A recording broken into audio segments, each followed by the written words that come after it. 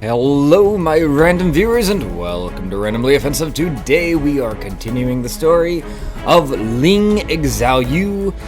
And if you missed the previous parts, I will have them linked at the tippy top in chronological order. I will also have a playlist at the end if the video lets me. Oftentimes I make the announcements of what I'm going to put at the end of the video before I post on YouTube, and it doesn't always let me do what I already said I was going to do. And I don't want to re-edit the whole video just to take out that one thing. So, with that being said, if YouTube lets me, I'll have a playlist linked at the end, and if not, they will be at the tippy top in chronological order when they are posted. So for now, let's continue with Xiaoyu's story. Xiaoyu, Panda, Wang, Feng, Yoshimitsu, Julia, Martial Law, and Paul Phoenix have all become a part of Lee's master plan, as Lee has snuck Xiaoyu's group into the 5th King of the Iron Fist tournament, disguised as the audience, with Paul Phoenix being pinned against Brian Fury. Lee has returned to his mansion as he watches on his television the events that are about to play out, making sure everything happens the way he had planned for them to happen. And he has a chessboard sitting in the middle of the coffee table as he moves the pieces with every event that takes place while sipping on his wine glass. And so now Lee is at his end game, and all he can do now is trust that he made the right decisions and picked the right people. And there sits Xiaoyu in the 5th King of the Iron Fist tournament next to her old master Wang, watching Paul Phoenix take on Brian Fury, as Paul Phoenix is becoming bloodied in the knuckles and Brian is refusing to step down. Paul looks at her and gives her a wink, letting her know that it's going to be okay. So she then turns her sights onto Jin, who had just gotten ready for his round that'll be taking place after Paul and Brian. And she wonders how they are supposed to help Jin win without visibly getting involved. And Wang puts his hand on her knee and looks at her, telling her that he has a plan, and he pulls out a small stick that is hollow and 3 small little arrows that he begins inserting into the stick. And Xiaoyu becomes curious of what is about to happen and what Wang is about to do. Paul has become victorious in his match between him and Brian Fury, and if you had missed the story of Brian Fury, I go into that fight with quite a bit of detail if you've missed it, and I can link that at the tippy top of this video here. Now, Lee, witnessing Paul Phoenix's victory, knows that Brian Fury will be targeting Paul, so he calls in for Lai and Yoshimitsu to prevent that from happening. And since Paul and Martial Law have held up their end of the deal, Lee purchases a bar and goes to that said bar and gets it prepped to celebrate the potential victory that his team may have, and to fulfill his end of the bargain, giving Paul Phoenix and Martial Law free drinks.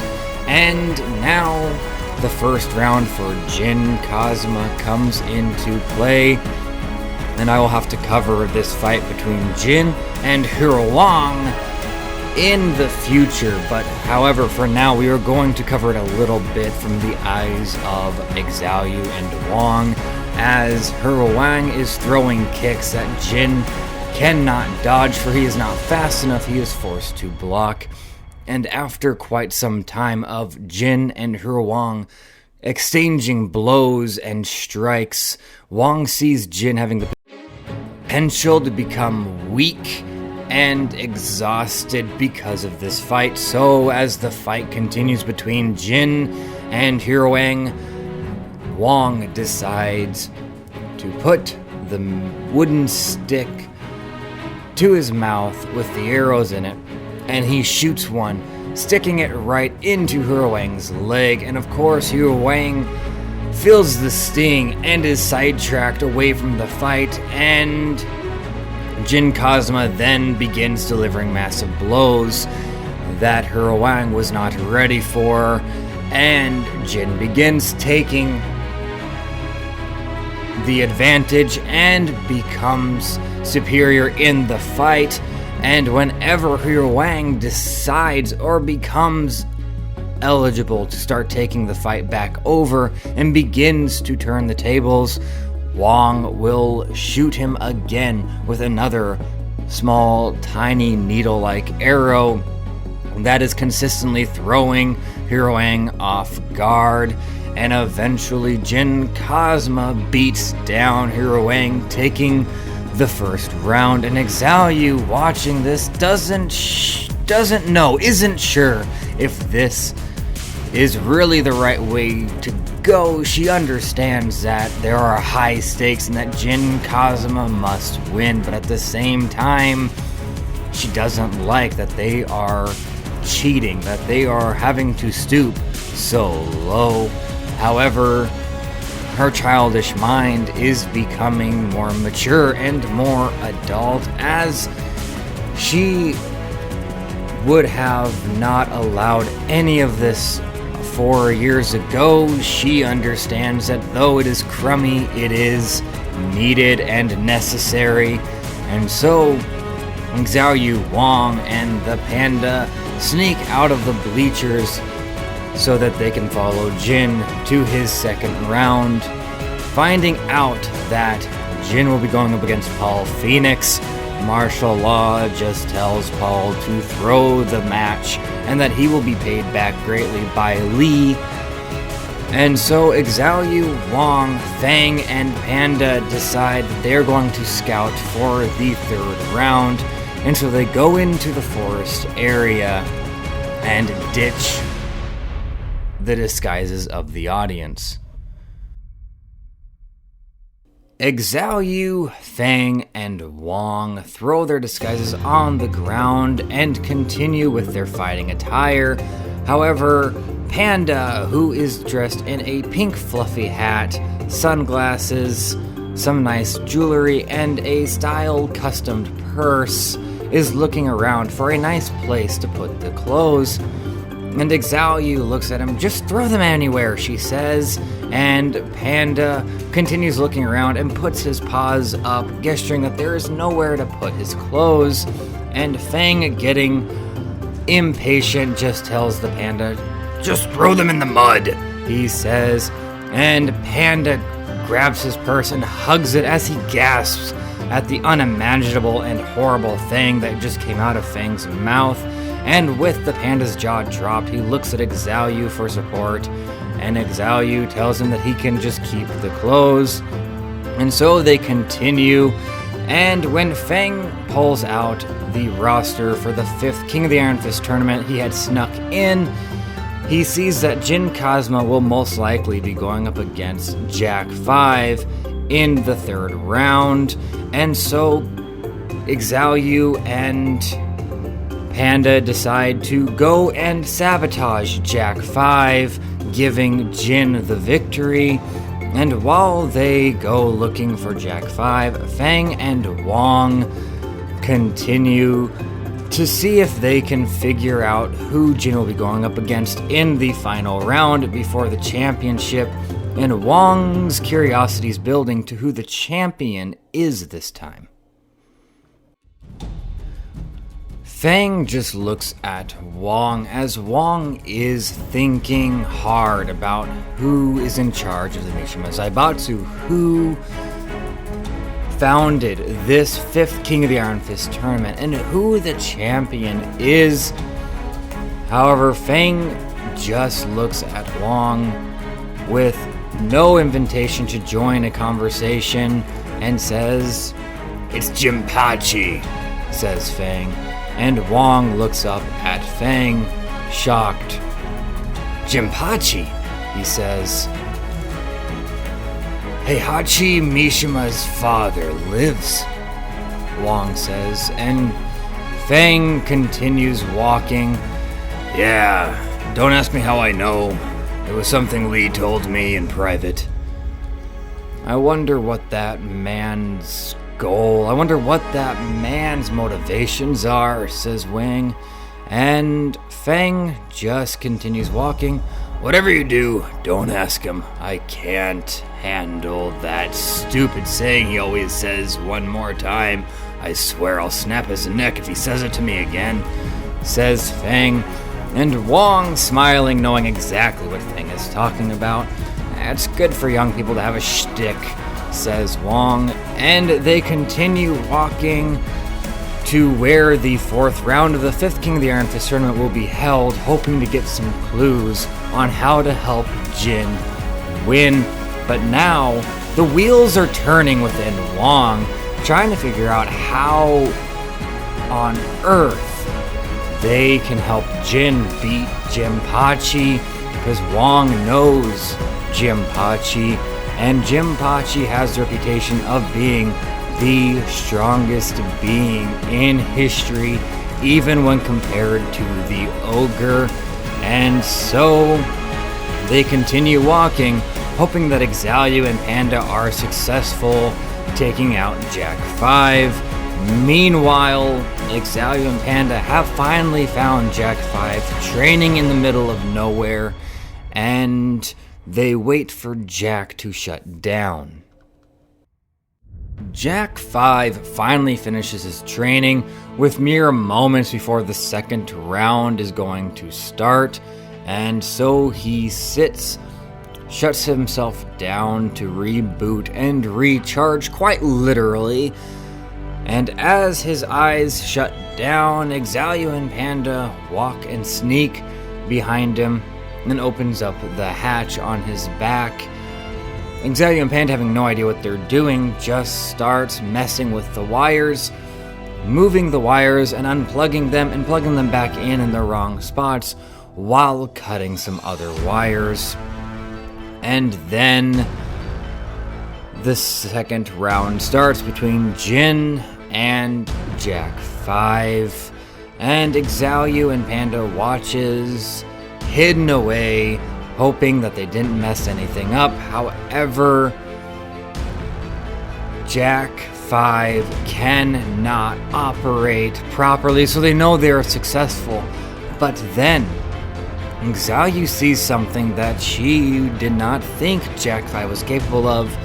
She sees tears coming out of Jack 5 as he is trying to force his body to function but cannot, and is being beaten down by Jin Kazuma. And Jack 5 is increasingly having more and more dents and more leaks in his body. But the tears, those are not fake. That's not oil. Those tears are organic, true tears. And Xiaoyu looks down at herself, disappointed in herself for not even considering that what they're doing is going to affect other people, and that tampering with fate itself will always have bad consequences. And she wishes she knew more about Jack, and wishes she would have taken the time to understand the man they sabotaged, but it is too late to go back now. And so all Xiaoyu can do is hope that Fang and Wong was successful on their side. As Xiaoyu and Panda continue walking, looking for Fang and Wong, they finally see the two of them. And so Xiaoyu asks if they were successful, and Wong just responds, "Don't worry, Jin will be just fine. However, there's something very important we must do, an important place we must be at." And so Xiaoyu asks no questions and follows Fang and Wong with Panda by her side. And they walk a fair, long, and far distance to where they end up in the middle of absolutely nowhere, seemingly empty and barren. And Xiaoyu becomes curious of what's going on, So then she decides to ask questions. Where are we and why is this an important place? She says, and Fang responds before Wong has a chance. This is where Jinpachi will kill Jin Kazuma if we don't prevent it, says Fang. Wong then looks up and confirms what Fang has just said. Jinpachi is the great-grandfather of Jin, and he is the strongest being this world has ever seen, says Wong. And now we just wait for him to show up, hopefully before Jin Kazuma does. And with that, like clockwork, they hear footsteps, and as I look, they see Jinpachi. However, he is no normal man. He looks identical to Heihachi, however, he's much taller, much more muscular, and worst of all, and most bizarre of all, he has a mouth in the middle of his stomach, a large, gaping mouth with sharp, razor blade-like teeth in the middle of his torso.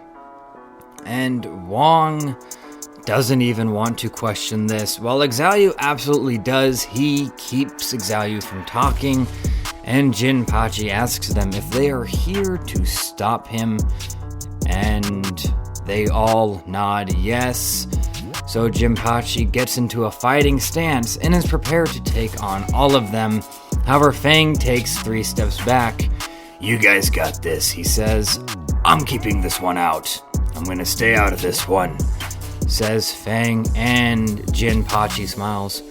Good move, he says, and Wong looks back at Fang. Coward. And the fight between Jinpachi, Wong, Panda, and Xiaoyu begins. The 3 of them charge to Jinpachi and begin coordinated attacks against this monster of a man. However, Jinpachi is fluently and easily blocking every single one of them, and Xiaoyu is standing no chance on her own. However, Panda is managing to overcompensate for her own weaknesses as they take on Jinpachi. Do you really think that the 3 mere mortals can take on Jinpachi? Says Jinpachi, as he is not even winded nor trying. However, Wong, Xiaoyu, and Panda ignore him and continue the battle, and Xiaoyu throws herself into the air and delivers a massive side kick, delivering it right into the side of Jinpachi's neck. However, Jinpachi doesn't even budge, so Xiaoyu pushes herself off of the neck of Jinpachi and twirls in the air, delivering a roundhouse connecting right into the nose of Jinpachi. But again, Jinpachi doesn't move, and Panda then tries to slash the chest of Jinpachi, but a blue flaming ball of fire shoots out of the mouth and connects to Panda, knocking Panda down and knocking Panda out for the rest of the fight, while Wong is on the other side trying to take on Jinpachi, but with one arm, Jinpachi is blocking and forcing Wong at a distance, and Jinpachi smiles. I haven't even fought back yet. Show me what you 2 little ones have, he says, and Wong, the 124-year-old man, looks at Jinpachi. I'll show you what I got. And Jinpachi looks back with a smile. Bring it on, young man. And so Wong and Xiaoyu continue delivering as many strikes as they can, having no effect on this man. Jinpachi finally throws a punch towards Wong, and Wong can't dodge it or block it. The pure might and speed of Jinpachi is unprecedented, near godlike, and as it connects to the face of Wong, it knocks Wong down to the ground hard enough to crack it underneath him, and Wong is out. And Xiaoyu then tries to go airborne to deliver one more massive kick to the face of Jinpachi. However, Jinpachi catches it with one hand and slams Xiaoyu down, and he presses his knee into the stomach of Xiaoyu, and Xiaoyu begins to scream at this unprecedented amount of pain from this simple attack, and he strikes Xiaoyu into the face, knocking out Xiaoyu. And as Jinpachi stands, he is then struck across the face. That sends him flying down into the ground, and as he stands up, he sees Feng. "Now I will get involved," says Feng, as he gets into a long-forgotten ancient kung fu stance. And so Jinpachi then gets into his stance, and Feng and Jinpachi engage in battle, with the other three wiped out onto the ground. And Feng manages to catch and maneuver the strikes of Jinpachi as he turns every punch into a wrist lock and forces Jinpachi on his knees, delivering massive kicks. And Jinpachi cannot land a blow to Feng, and it seems like the tables have been turned and hope has been regained. However, Feng knows better. Though a single strike hasn't landed on Feng, and though Feng is the superior fighter, none of his strikes are affecting Jinpachi. Not a single punch is actually hurting Jinpachi. Aside from knocking him down occasionally, Jinpachi is unscathed, and Feng begins to wither as his energy goes away. Feng then sees Xiaoyu waking up, and a smile comes across Feng's face as he begins to remember the conversation he had with Li months ago.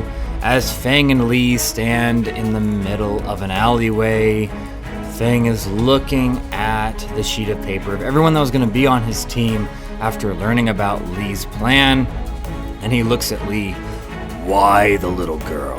She's only going to get in the way. There's no way she belongs on this team, on this mission," says Feng, and Li just smiles. "Oh, that's where you're wrong, my friend. Xiaoyu absolutely belongs on this team. She might be a no-threat little girl. However, when everything she loves, when her passion, when her desires are threatened, when all hope seems lost and she thinks she's gonna lose the people she loves, this little girl becomes one of the most threatening opponents that this planet has ever seen. In fact, this little girl is the only one that could possibly stop Jinpachi. However, all hope must seem lost. She must be brought to rock bottom. She must be forced to enter that state of mind for her to even have any effect," says Li. And now Feng has come back to the present day after remembering this conversation, and so knowing that Xiaoyu is listening, he asks Jinpachi, "What are your plans? What exactly are your motivations? Why do you want to kill Jin Kazuma?" And at this, Xiaoyu's eyes widen, and Jinpachi responds, "After I kill all the Mishimas, after I take out Jin Kazuma, I will eradicate free will, because the freedom of choice is the only thing destroying this planet." "That's wrong," says Xiaoyu, catching Jinpachi's attention, now fully standing up with her head looking down to the ground. "You're wrong," she says. And Jinpachi then turns to Xiaoyu. "Oh? And how is that?" And Xiaoyu does not respond, but only repeats, "You're wrong.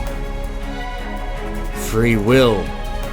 You will not take that away," she says as she looks up, and she does no longer have the friendly, childish demeanor, and her eyes are pure red, and suddenly she moves with such a quick speed that she seems to vanish, and instantly, suddenly, with a blink of an eye, her elbow is now thrusted into the chest of Jinpachi.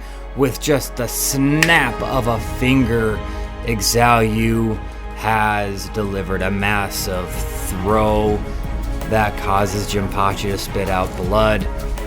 And so Jinpachi looks at this once timid little girl who has bright red eyes and is now wondering what the hell happened. And Xiaoyu does not get into a fighting stance, does not throw another blow, but stands tall and confidently as she begins to face down Jinpachi by herself. And that is all I have to say for today, and I will continue Xiaoyu's story in the next video. So if you guys made it this far, thank you so much for listening. Please do hit the like and subscribe button if you enjoyed, and do not get hit by a meteor. Take care of yourselves, and bye.